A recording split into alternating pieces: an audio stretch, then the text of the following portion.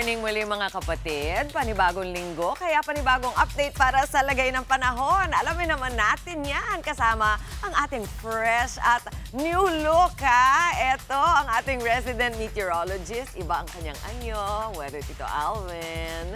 Lagi kang may panahon para sa amin. Ngayon, kami ay may panahon para sa iyong bagong look. Ano, kamusta na ba ang iyong weekend? And what we have to look forward to ngayong linggo na to?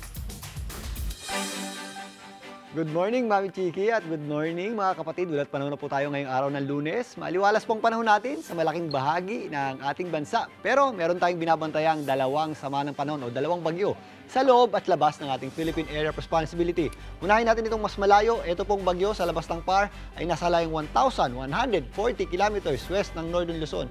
Ito po ay wala nang direktang epekto sa atin at papunta na po dyan sa may area ng Vietnam. Pero yung tinatawag nating trough o yung pagbali niya ng hangin ay nakaka-apekto po sa ilang bahagi ng ating bansa, particularly dito sa Luzon. Samantalang yung low pressure area naman sa loob ng ating Philippine Area of Responsibility ay ganap na pong naging bagyo kaninang alas 2 ng madaling araw at nabigyan po yan ng local name na Huaning. Ito po ay nasa tropical depression category na may taglay na lakas na hangin na umabot sa 45 kilometers per hour malapit sa kanyang gitna at kung minsan may mga pagbugsong umabot sa 55 kilometers per hour. Ito po ay kumikilos pa north-northwest sa bilis na 10 kilometers per hour. Ito pong bagyong Huaning ay wala pong direktang epekto sa atin at hindi rin po gaano nagpapalakas ng ating habagat o southwest monsoon. Yan po ay paakyat lamang at tutungo dito sa areas ng southern portion ng Japan.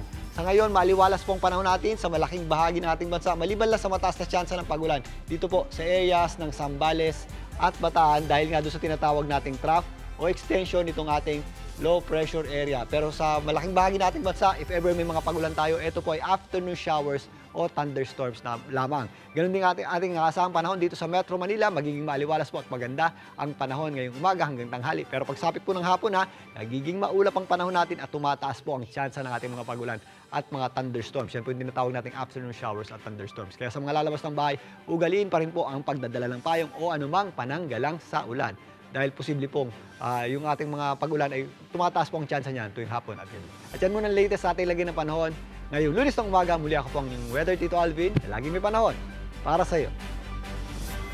Mga kapatid, Tito Alvin Pura po na laging may panahon para sa iyo, umaraw man o umulan, dapat laging handa. Kaya para maging updated sa pinaka-latest weather updates, mag-follow at mag-subscribe na sa social media pages ng News 5.